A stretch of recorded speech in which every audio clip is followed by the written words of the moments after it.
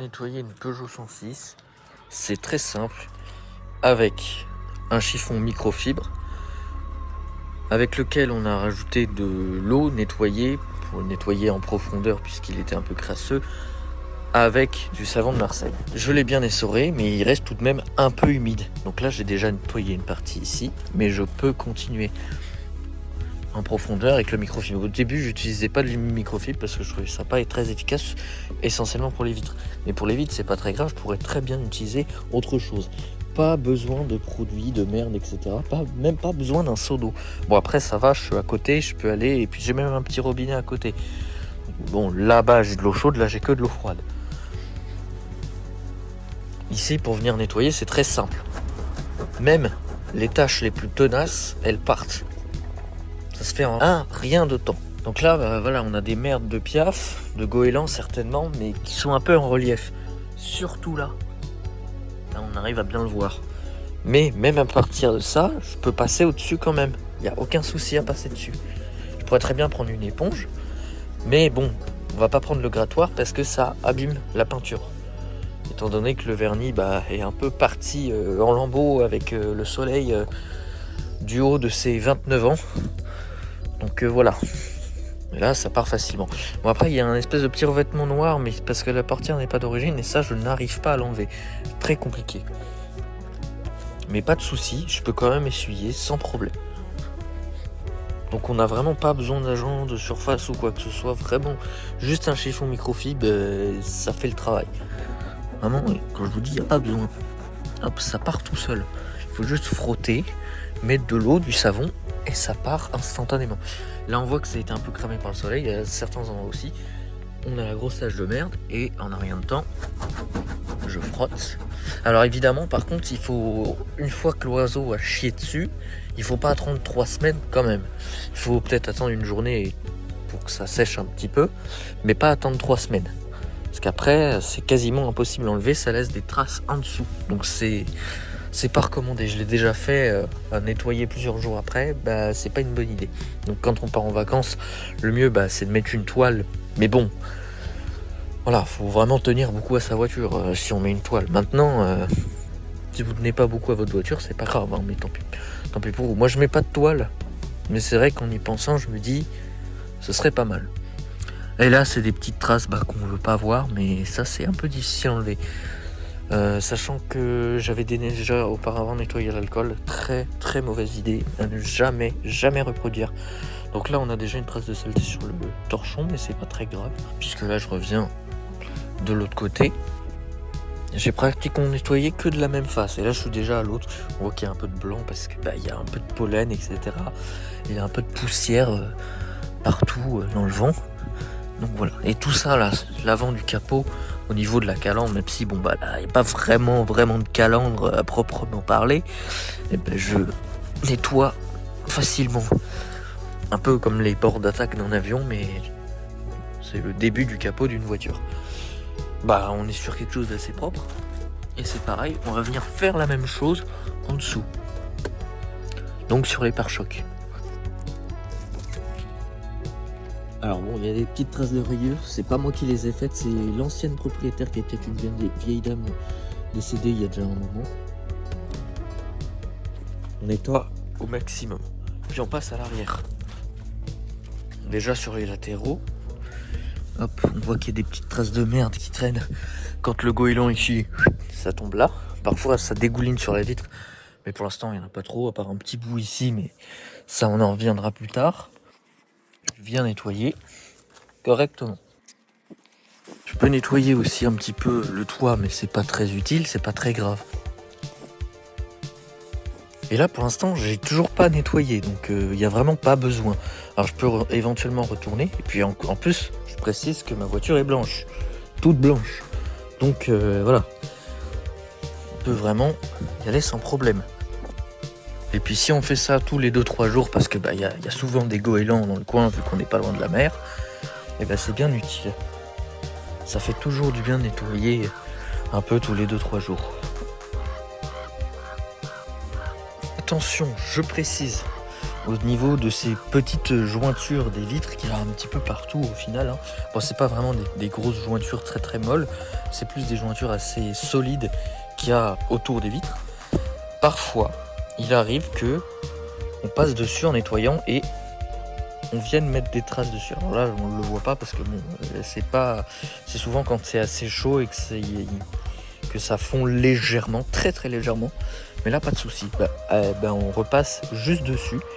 Et par contre, on laisse bien, voilà, comme ça. Et on fait tout le long. Comme ça, sans faire de mouvement. Tu vois, on peut garder même le même chiffon humidifié et pas de problème. On passe dessus. Alors, forcément, ça crée des petites traces pas très agréables. Mais si on n'a pas tout de suite de produit sous la main, on peut quand même passer un petit coup dessus. Ça fait toujours du bien, même si c'est humidifié, qu'il n'y a pas de produit pour les vitres. C'est toujours mieux que rien, surtout qu'on a énormément de poussière. Donc, ça fait quand même le travail, quoi. C'est assez révolutionnaire, ce microfibre au final. Si, voilà, là, ça crée des petites traces. Je viens les récupérer en dessous sans problème. Là, j'ai bien nettoyé aussi la raclette puisque ça poserait problème. Alors ici, par contre, là, compliqué parce que ça, c'est très certainement le soleil ou l'humidité, la pluie, un peu tout qui a attaqué. Et en plus, quand on a acheté la voiture, ce logo-là, on l'a collé, il n'était pas d'origine. Donc, il était très certainement là d'origine, mais il a été enlevé et on l'a rajouté un en plus.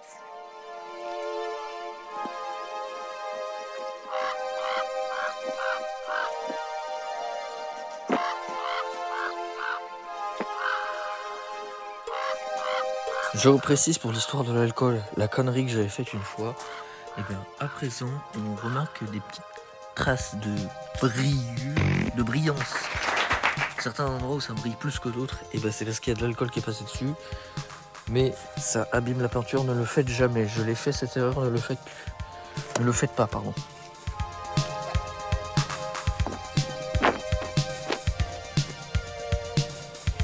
Donc toujours le même torchon, il commence à être un peu sale, un peu usé, mais pas de souci, puisque de toute façon on a pratiquement fini.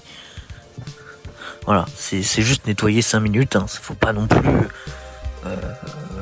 le but n'étant pas non plus de la montrer dans un salon prestige.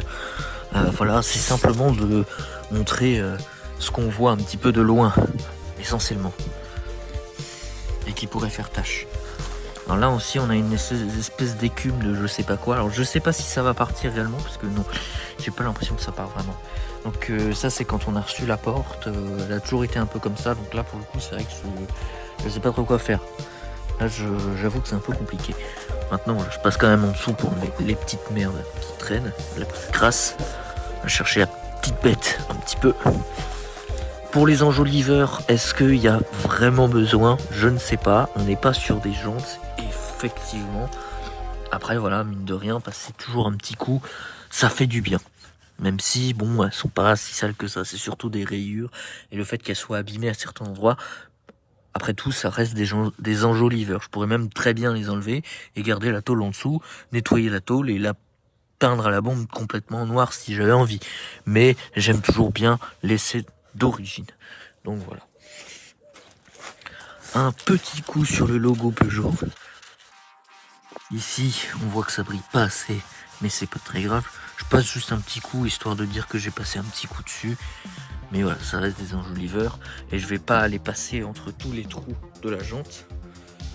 Ça suffira pour là, c'est bon, c'est juste un petit coup. 5 minutes, on a dit. On fait briller légèrement. Alors ceux-là, on les a achetés après. Ils sont d'origine, mais il y en avait plus. Ils étaient remplacés par des Noruto par les gens à qui on a acheté. Et on a remis des vrais qu'on a achetés à Grenoble. On se les a fait livrer. Parfois, frotter à un seul endroit, ça permet de montrer que on a le souci du détail, mais qu'on n'a pas forcément le temps de tout faire. J'avais oublié le pare-brise. Et je vais toujours venir avec de l'eau. Hein. Voilà, pour l'instant, on s'emmerde pas trop, on va pas chercher le produit.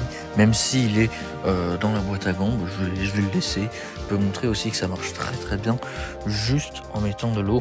Voilà, une fois de temps en temps. Au moins l'eau, ça coûte que dalle. Hein. C'est gratuit. Hein. Surtout si on va la chercher dans un ruisseau. Voilà. Je nettoie un peu le long ici. Mais en même temps, c'est pas pratique. Je vous garantis. Je le repose. Puis je vais faire l'autre côté maintenant. Clac.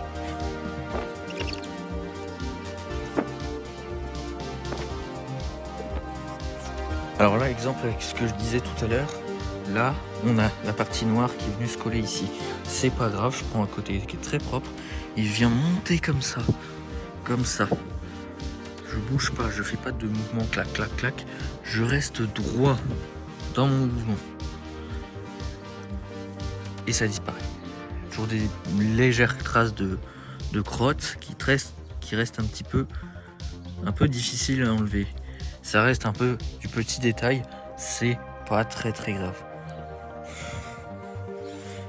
Et voilà. On peut même voir qu'avec de l'eau, ça suffit amplement bien et je trouve que c'est mieux que quand j'utilise mes essuie-glaces qui font des traces alors qu'ils sont neufs. Un peu bizarre. Pourtant ils sont d'origine. Alors là, vous en faites pas, c'est un micro-impact qu'il y a, donc est-ce qu'on le voit? Il est là, mais ça c'est pas très grave, pas très important. Au niveau des rétros, bon, on est assez propre, pas de souci à se faire. Et là, on peut repasser un dernier coup là-dessus.